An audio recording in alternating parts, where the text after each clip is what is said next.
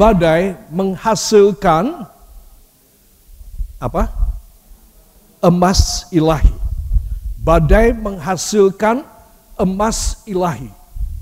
Apa artinya? Artinya badai, saudara, yang diizinkan Tuhan. Ya, saya sudah jelaskan dari kemarin pada firman Tuhan, bahwa Tuhan itu memang sengaja tidur di kapal untuk menguji iman daripada anak-anaknya. Dan ternyata semuanya gagal. Dari 12 orang murid, berapa orang yang lulus? Berapa? Tidak ada yang lulus. Semua gagal. Kalau gagal, mereka berkata, ciri khas dari orang yang gagal rohani, gagal iman adalah celakalah kita. Kita akan tenggelam. Ya, jadi mesti diingat, semua orang yang rohaninya gagal, itu mereka memang beberapa langkah lagi, beberapa menit, detik lagi, mereka akan tenggelam. Ya, saudara. Dan itulah yang sudah ternyata dalam kisah yang kita telah baca kemarin, ya saudara, dari firman Tuhan, bagaimana mereka boleh mendapatkan kelepasan dari hidup mereka ketika mereka mengalami bahaya. Yaitu mereka mencari Tuhan. Mereka baru sadar ada Yesus di dalam perahu mereka. Ya saudara, perahu itu tidak terlalu kecil, cukup besar, ya, untuk kira-kira 20 orang, ya saudara. Dan Yesus, dia tertidur, ya saudara, di buritan kapal dengan sebuah bantal. Ya, coba lihat, di kapal saja ada bantal. Ya saudara, perahu itu. Ya saudara, dan Yesus mengambil itu bantal dan tidur. Sekali lagi, Yesus tidur pura-pura. Untuk apa? Untuk supaya melihat reaksi mereka. Ternyata semua reaksi negatif. Ya saudara, itu sebab saya dan saudara harus peka. Kita harus sensitif. Kalau kita mengalami sesuatu hal yang kita anggap itu aneh, tadi tenang-tenang saja, tiba-tiba kenapa ada gelombang mendadak sontak begini? Sebuah danau tidak mungkin terjadi gelombang yang dahsyat, tidak pernah. Ya saudara, karena mereka mempunyai tepi, mereka mempunyai keliling. Saudara, ya, jadi tidak mungkin ada gelombang yang dahsyat, itu tidak mungkin. Tetapi kali ini memang Tuhan sengaja bikin. Ya saudara, kalau di laut lepas itu pasti bisa terjadi karena tanpa tepi. Ya saudara, hanya satu tepi saja pada pantai. Seterusnya bagaimana kita bisa menjangkau tepi yang sebelah sana. Sehingga angin langsung membuat itu air menjadi naik, menjadi gelombang yang besar. Saudara, sebab anak-anak Tuhan, ada dua ayat yang saya sampaikan pada saudara, dan dua-duanya ini istimewa. Ya, di dalam Mazmur 66 ayat 10 sampai 12. 1, 2. Sebab engkau telah menguji kami, ya Allah, telah memurnikan kami, seperti orang memurnikan perak. Engkau telah membawa kami ke dalam jaring, mengenakan beban pada pinggang kami. Engkau telah membiarkan orang-orang melintasi kepala kami. Kami telah menempuh api dan air, tetapi engkau telah mengeluarkan kami sehingga bebas. Amin. Jadi saudara, apa yang kita baca di sini, inilah ada banyak kata engkau. Berarti memang Tuhan yang sengaja bikin. Itu sebab banyak orang tidak mau kalau berdoa, Tuhan, tolonglah jangan sampai hamba mengalami pencobaan, Tuhan jangan sampai hamba mengalami kesusahan, gelombang badai. Ya saudara, maka kalau saudara minta begitu nggak dikasih. Kalau saudara nggak dikasih, saudara tidak naik tingkat. Saudara tidak bisa lulus. Dari mana ujiannya? Saudara tidak mau diuji. Ya saudara. Nah, itu sebab saudara harus berserah. Kalau saudara berserah dan bersyukur ketika saudara mengalami badai, maka Tuhan pasti cepat bangun dan cepat menengking sehingga semuanya menjadi reda. Amin. Ya, itu sebab tidak ada seorang pun yang boleh ketinggalan cara dari Tuhan ini. Ya, saudara. Kemudian dalam Ayub pasal yang ke-23 ayat yang ke-10. Ya, saudara, kita akan buka. Saya akan bicara panjang lebar mengenai dua rangkaian ayat ini supaya saudara mempunyai alasan yang kuat. Karena saudara sudah belajar. Alasan yang kuat di hadapan Tuhan. Karena saudara tahu rahasianya. Gembala saudara kasih tahu apa rahasianya. Sehingga di hadapan Tuhan saudara lulus. Amin. Ya. Ayub 23 ayat yang ke-10. 1, 2. Karena ia tahu jalan hidupku, seandainya ia menguji aku akan timbul seperti emas. Amin. Seperti emas. Terus ada sesuatu di mana saya dan saudara bisa mendapat keuntungan, yaitu kapan aku jadi emas. Aku harus timbul seperti emas. Ya, para kekasih, itu sebab saya ingin supaya kita semua mengerti akan hal ini. Jadi dua ayat tadi, Ayub 23 ayat yang ke-10, Mazmur 66 ayat 10, 11 dan 12, ini akan memberitahu kepada saya bahwa kita memang harus mengalami. Jadi ketika saudara mengalaminya, saudara bersyukur kepada Tuhan dan saudara berserah kepadanya. Kenapa? Karena saudara tahu gelombang macam gitu, saudara nggak bisa bikin apapun. Cuma ada satu option, saudara mesti tenggelam, karam di dasar danau. Ya, itu sebab kalau saudara menyadari bahwa saudara tidak mampu apa-apa, ayo harus lebih dekat kepada Tuhan. Amin. Bila saudara dan saya lebih dekat kepadanya, maka saudara dan saya selalu mendapatkan belas kasih Tuhan. Ya, sehingga Tuhan selalu standby di dalam hidup saudara. Tuhan menguji, katakan Tuhan menguji, tangan saudara. Tuhan menguji, 2, memurnikan, 3, memuliakan. Beri tepuk tangan bagi dia. Haleluya. Jadi Tuhan menguji bukan menenggelamkan kita, tetapi supaya kita murni. Jadi dari emas sekian karat sampai dijadikan emas 24 karat. Ya saudara, yang tidak bisa berkarat. Dan memuliakan kita. Bila saudara dan saya mengalami ujian, saudara harus ingat kalimat judul ini. Tuhan menguji, kemudian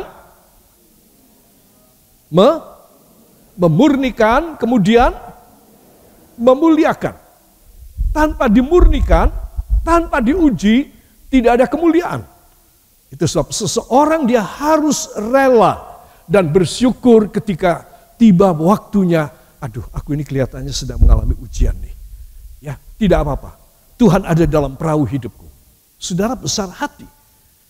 Jangan saudara berkata, Tuhan kenapa engkau menguji hamba? Saudara, nah, itu salah sekali ya. Para kekasih, jadi saudara perlu mengerti akan dua hal ini.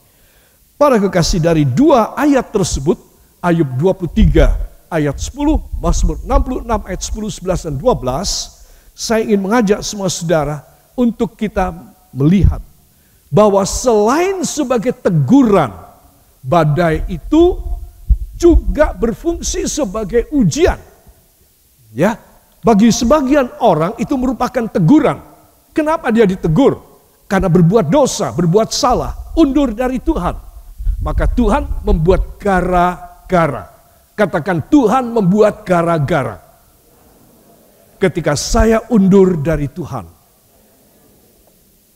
Saudara, bahayanya adalah orang yang gak kerasa bahwa Tuhan bikin gara-gara.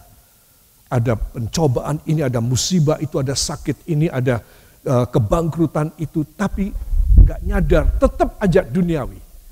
Saudara, ini orang bahaya.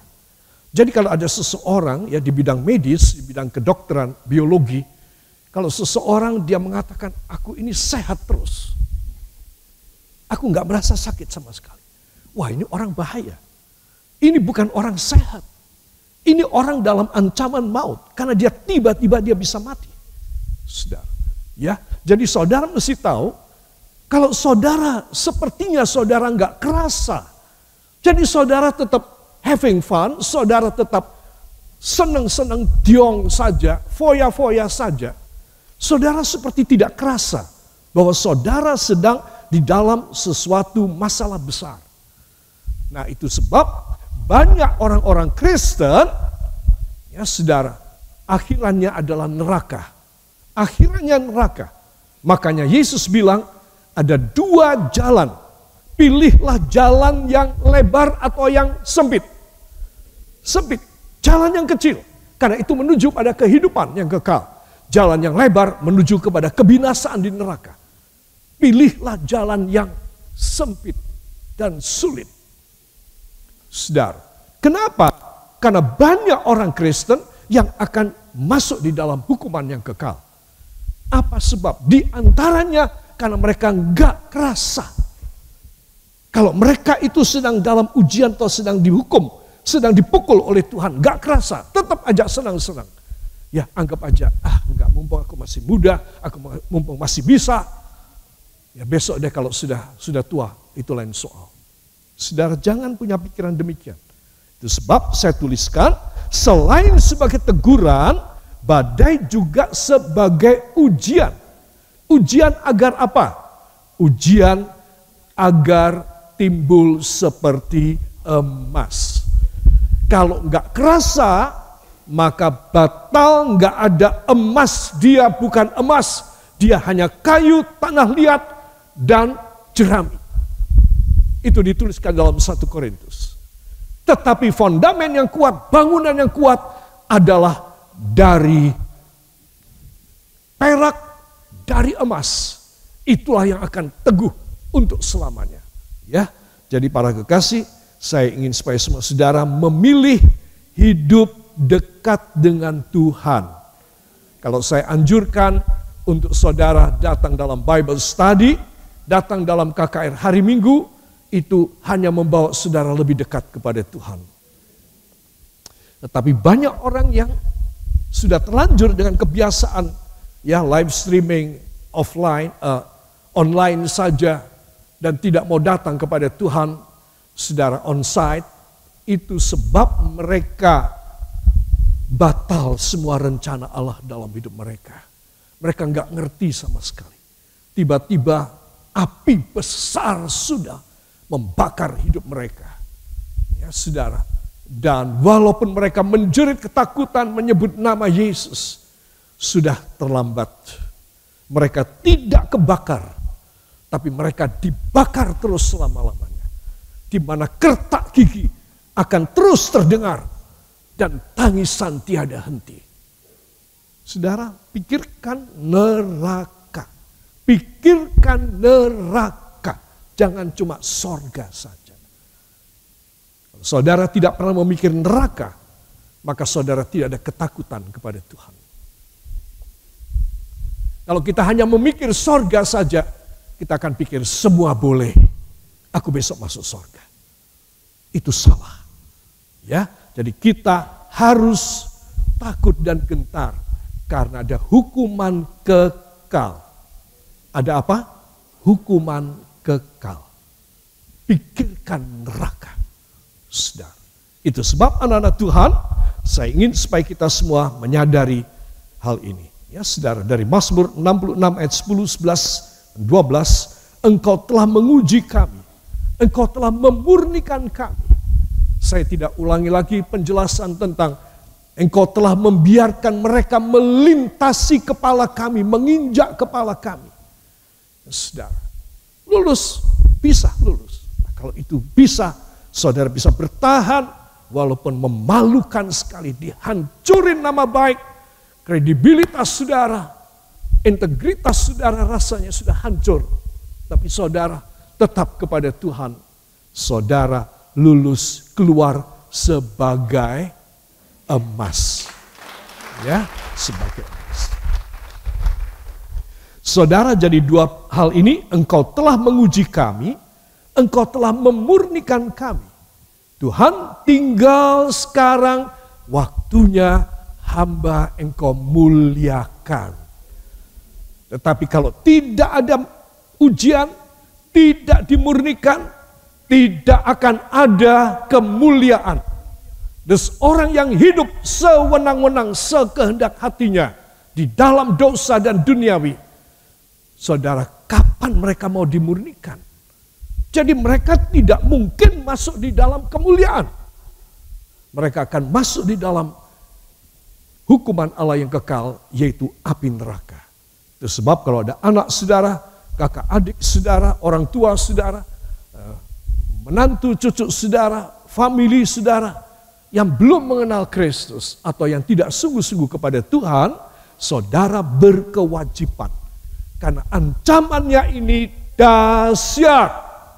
Apa? Neraka. Ya, ancamannya dahsyat banget. Jauhkan diri dari duniawi. Jauhkan diri dari dosa. Maka engkau akan dekat dengan sorga. Dan hanya itu yang seorang anak Tuhan di dunia sambil menunggu dia mati, itu saja yang bisa dikerjakan oleh anak Tuhan. Tetapi jangan khawatir, sambil menunggu kematian kita timbul seperti emas. Ya. Puji Tuhan. Saudara yang kekasih, Ayub 23 ayat yang ke-10, karena ia tahu jalan hidupku. Seandainya ia menguji aku akan timbul seperti emas. Ya, aku akan timbul seperti emas. Saudara, dan ini penting sekali. Bagaimana seseorang bisa timbul seperti emas? Ya, karena Tuhan yang menjaga dia. Para kekasih, coba tengok dua hal ini. Saudara, Roma pasal yang ke-14 ayat yang ke-4. Jangan anggap saudara hebat, saya hebat, nggak boleh. Kita bisa bertahan seperti emas karena ada sebab. Ya. 1, 2. Siapakah kamu sehingga kamu menghakimi hamba orang lain? Entahkah ia berdiri, entahkah ia jatuh. Itu adalah urusan tuannya sendiri. Tetapi ia akan tetap berdiri. Karena Tuhan berkuasa menjaga dia terus berdiri. Amin. Nah, ini kalimat ini karena Tuhan berkuasa menjaga dia tetap berdiri. Nah, itu artinya dia akan timbul. Dia akan timbul. Ya, saudara, saya kasih notasi di sini. Ini akan timbul. Aku akan timbul. Kenapa bisa bertahan? Ya. Kamu jangan ngurusi hambanya orang lain. Entahkah dia berdiri, entahkah dia jatuh, itu urusan majikannya. Tapi aku beritahu bahwa Tuhan akan tetap membuat dia tegak berdiri. Artinya akan timbul. Seperti apa? Seperti emas. Jadi karena ia tahu jalan hidupku, jadi saudara tidak usah ngurusin orang lain, urusin dirimu sendiri. Amin. Seandainya ia menguji aku, nah majikan kita yang boleh menguji aku, boleh menguji kita. Aku akan timbul seperti emas. Saudara. Jadi seorang anak Tuhan dia harus yakin ada yang membuat dia bisa tegak berdiri dan tidak jatuh. Amin. Para kekasih ya, perhatikan. Jadi Roma 14 ayat yang keempat, jangan kamu ngurusin hamba orang lain. Entahkah dia berdiri, entahkah dia jatuh, itu urusan majikannya. Tetapi Tuhan, katakan tetapi Tuhan akan menjaga dia tetap berdiri. Beri tepuk tangan bagi dia. Jadi para kekasih, ada banyak ujian, bukan hanya soal badai saja, tetapi soal tumbang, soal kemerosotan rohani, soal jatuh dalam dosa. Saudara, itu merupakan badai. Tetapi semua katakan, angkat tangan saudara, tetapi majikan saya, Tuhan saya, yaitu Tuhan Yesus Kristus, akan menjaga saya tetap tegak berdiri, sehingga saya timbul seperti emas dalam nama Yesus. Amin. Ya. Jadi saudara mesti ingat, saya dan saudara mempunyai Tuhan majikan yang kita layani. Dan bila kita melayani Tuhan kita dengan baik, Tuhan kita yang menjamin kita untuk kita tetap tegak berdiri. Amin. Tidak karam, tidak tenggelam. Jadi saya dan saudara harus mengerti akan rahasia ini. Ya. Ayub 23 ayat yang ke-10, ini paralel dalam terjemah dalam perjanjian barunya adalah Roma 14 ayat yang ke-4. Saudara, itu sebab kalau seorang dia dekat dengan Tuhan, dia itu jalannya mantep. Dia tidak khawatir, dia enggak deg-degan, karena Tuhannya majikannya akan menjaga dia tetap berdiri. Beri tepuk tangan bagi dia. Haleluya. Saudara, kalau saudara membuka Alkitab dan membaca Alkitab, itu hebat atau biasa-biasa aja. Ya, hebat. Hebat. Dan saudara akan menyukainya. Saudara, berapa puluh tahun saya menyukai firman. Karena itu hebat. Nggak ada ilmu di dunia ini yang seperti firman ini. Yang luar biasanya seperti apa yang disabdakan oleh Tuhan. Saudara, kenapa? Karena kehebatan dari firman inilah yang membuat orang-orang bisa tetap tegak dan tahu batasnya seberapa dekat neraka atau seberapa jauh neraka dari dia. Saudara, ya, itu sebab anak-anak Tuhan, perhatikan, saya ingin supaya kita semua teruji. Ya, kalau saudara teruji, wow, saudara harganya mahal.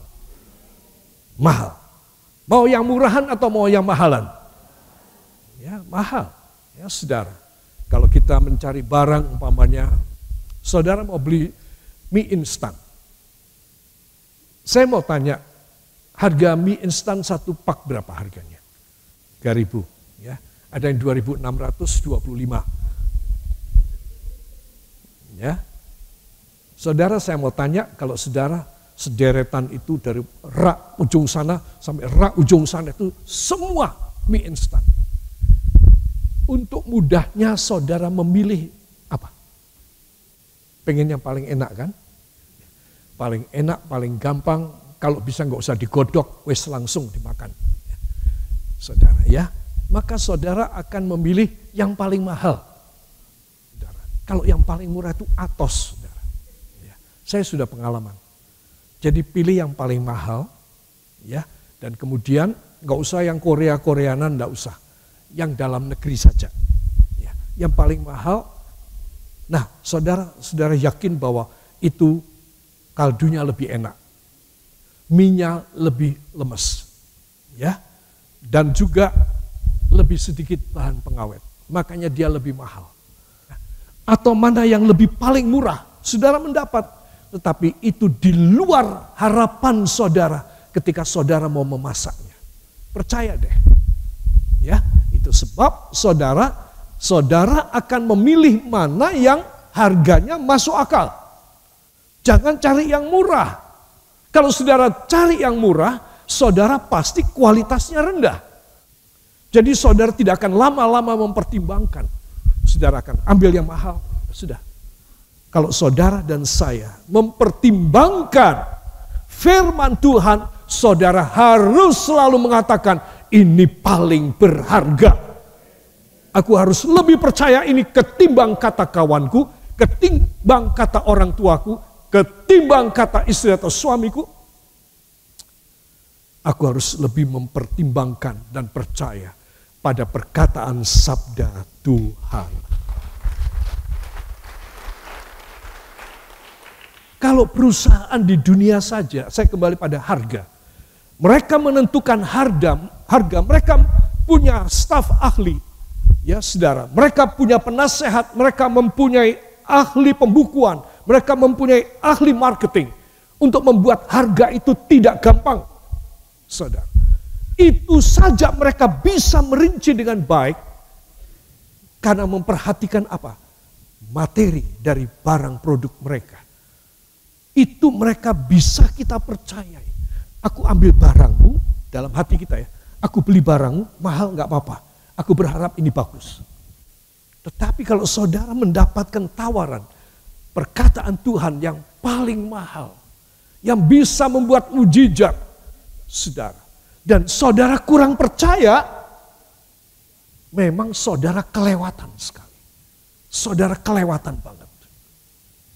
Engkau menghina Tuhan yang telah bersabda, yang telah mentitahkan ini firman, supaya orang bisa mengalami keselamatan, orang bisa mengalami kesembuhan, orang bisa mengalami kelepasan.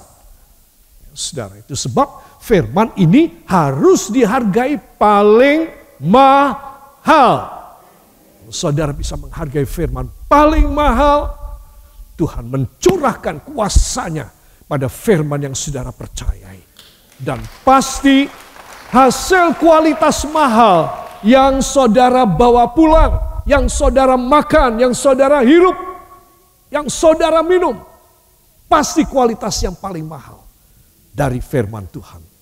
Yang percaya beri tepuk tangan bagi dia.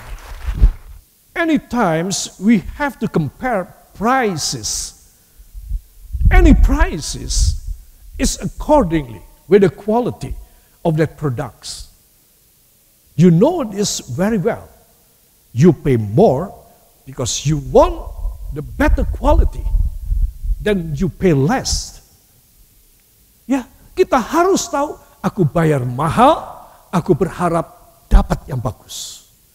But why Christians, orang-orang Kristen, cannot compare it and cannot discern, gak bisa membedakan mana yang paling mahal. Because you can get it without any price, without any discounted price. You just receive it, you can get it freely, 100% free, gratis. So then, why did you not depend your life and surrender your life wholly, totally, perfectly to God and His Word? It is so full of you. Anda bodoh sekali. Sebab saya dan saudara perlu mengerti akan rahasia ini. Kenapa saya begitu percaya pada firman? Karena ini produk paling mahal yang datang dari sorga. Para kekasih, angkat dua tangan saudara dan terimalah berkat. Oleh sebab itu saudara, pulanglah. Terimalah damai, sejahtera dan anugerah yang turun dari takhta Allah Bapa, Allah Putra, Allah Roh Kudus. Allah yang Maha Esa dan Maha Tunggal adanya. Memberkati rumah tangga dan mata pencaharian saudara. Studi pelajaran, kuliah saudara, segala usia. Dan kuasa Tuhan menyertai saudara. Diberkatilah semua saudara yang sudah datang hanya di dalam nama Tuhan Yesus Kristus, Juru Selamat dan Penebus kami. Dan kita yang percaya diberkati mengaminkan. Amin. Beri tepuk tangan bagi dia.